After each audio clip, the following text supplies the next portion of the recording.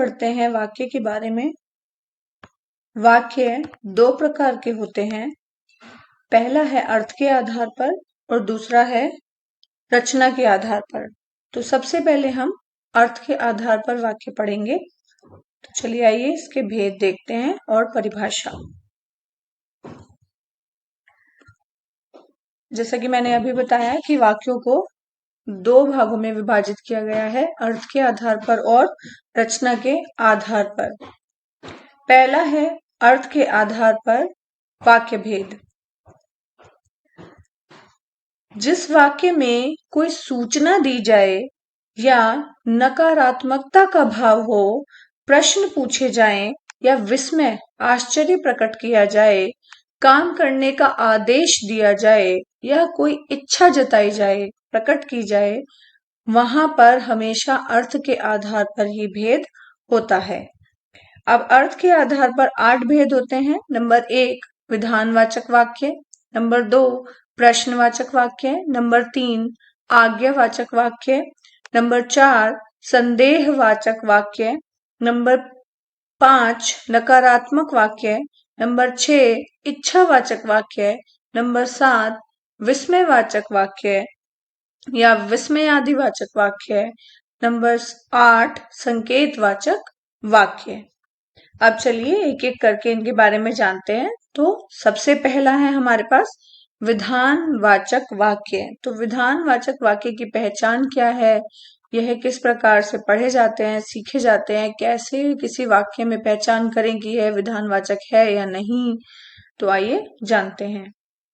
जिस वाक्य में क्रिया होने या करने की सूचना मिल रही हो या कोई भी सामान्य कथन हो, उसे विधानवाचक वाक्य कहा जाता हो।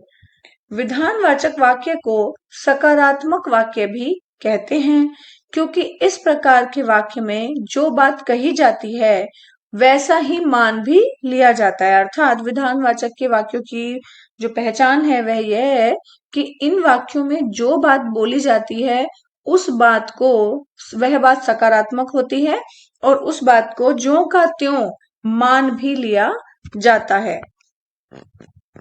जैसे इसके उदाहरण देखेंगे।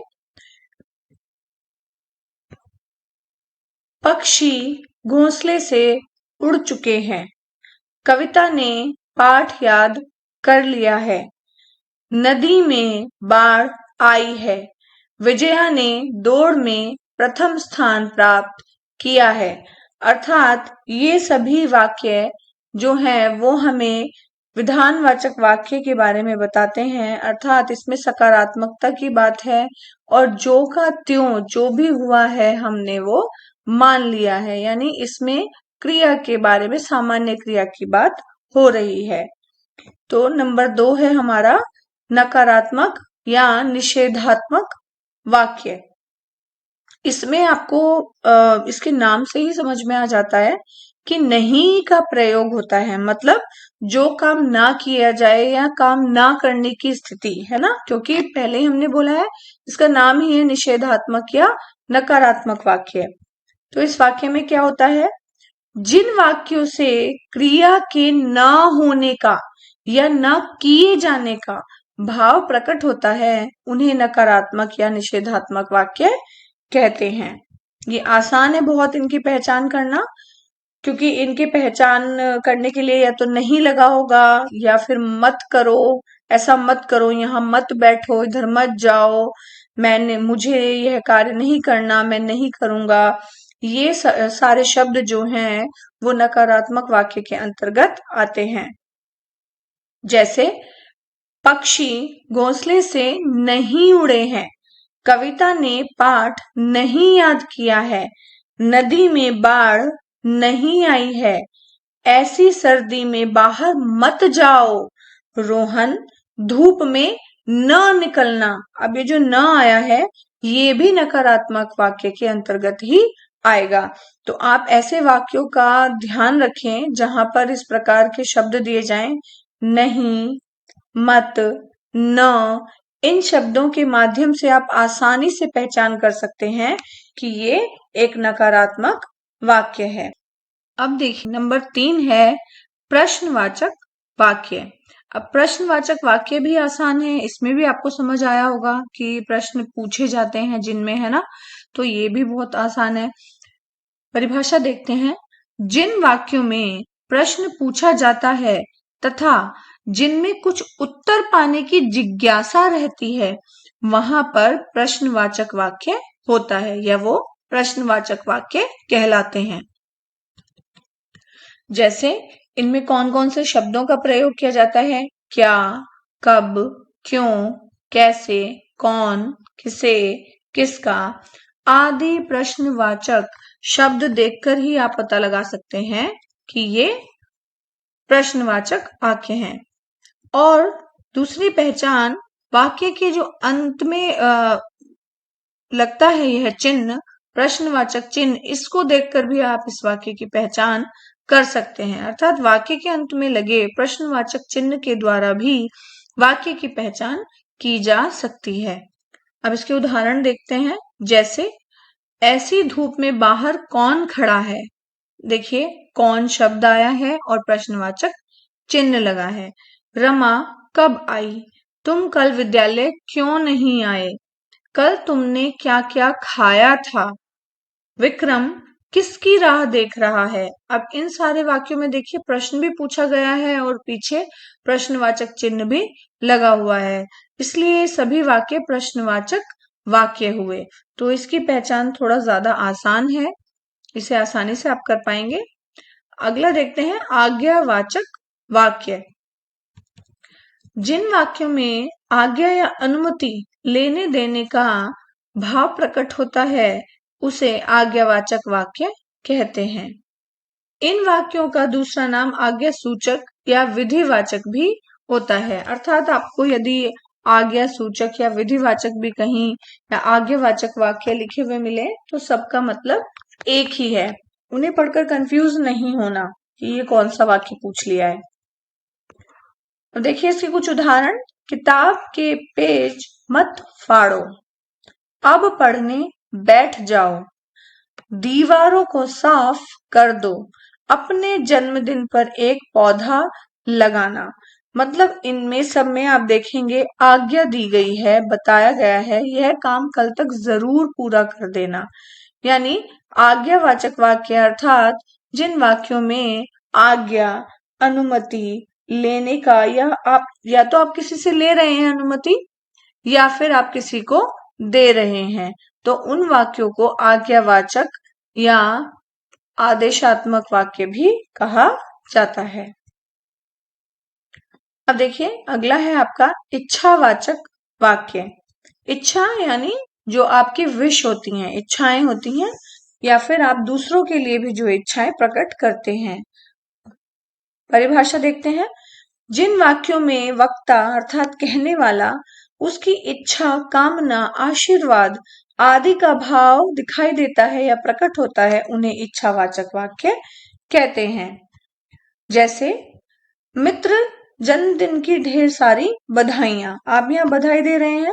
ईश्वर करे आप खूब उन्नति करें, ये भी आपकी कामना है, इच्छा है। हमने चाहा था कि हम साथ साथ रहें, ये फिर से आपकी इच्छा हो गई है।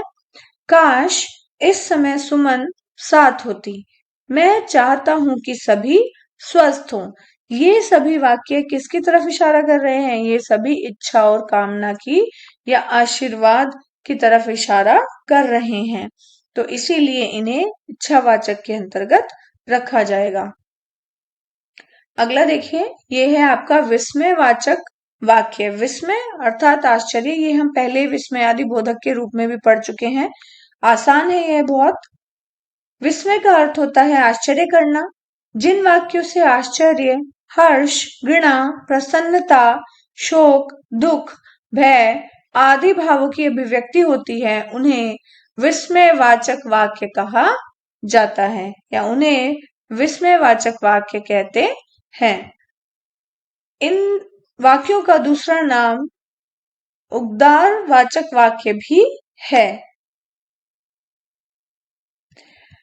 विस्मयवाचक वाक्यों की पहचान देखिए किस प्रकार करते हैं।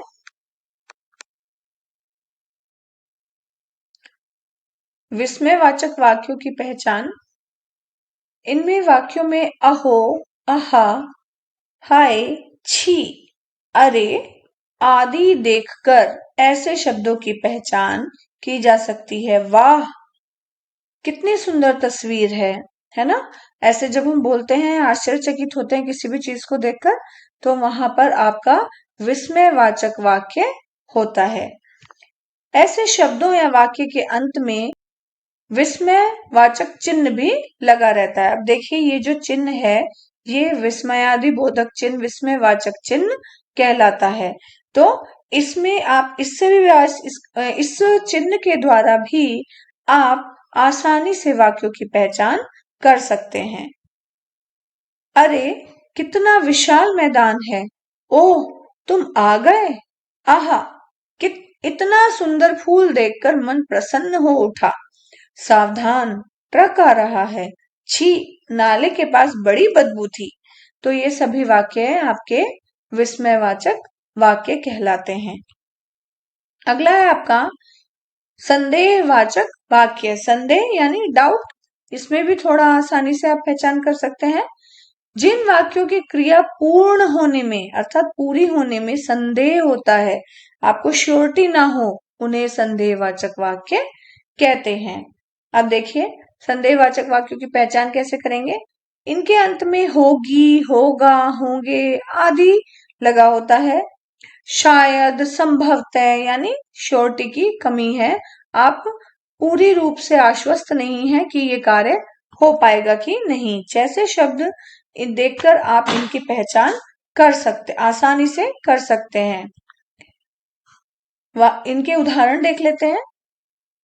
अब तक फसल कट चुकी होगी, ये हम एक अनुमान लगा रहे हैं, हमें पक्का नहीं पता कि कटी है कि नहीं। रमा खाना पका चुकी होगी, दीपक बुझ गया होगा, संभवतः विजय विद्यालय से घर आ गया होगा, अब शायद बारिश बंद हो जाए।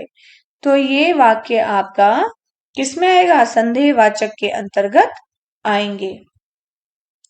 अगला है आपका संकेतवाचक वाक्य। संकेत मतलब किसी चीज की तरफ संकेत करना। जिन वाक्यों में एक क्रिया का होना दूसरी क्रिया पर निर्भर करता है, उन्हें संकेतवाचक वाक्य कहते हैं। यानी एक दूसरी क्रिया पूरी होगी तभी एक क्रिया पूरी होगी, यानी एक क्रिया का दूसरी क्रिया पे इफेक्ट आता है, वहां संकेतवाचक वाक्य होते हैं। जो इस प्रकार के वाक्य होते हैं, उनमें काम पूरा होने के लिए शर्त भी लगी होती है। जैसे अगर ये कर लोगे तो ऐसा हो जाएगा, अगर मेहनत करोगे तो पास हो जाओगे, है ना। संकेतवाचक वाक्य की पहचान यदि, अगर जैसे शब्दों को देखकर भी की जा सकती है। अब देखिए, उदाहरण कुछ इस प्रकार हैं। यदि वर्षा रुकती तो मैं घर जाता, अगर जल्दी आते तो टिकट मिल जाता, यदि डॉक्टर समय पर आ जाते तो मरीज की जान बच जाती, यदि सिंचाई की गई होती तो फसलें न सूखती, अगर परिश्रम करोगे तो अवश्य सफल होगे। यानी इन सब में शर्त है कि अगर ऐसा किया तो ही दूसरा काम होगा, है ना, नहीं तो नहीं होगा।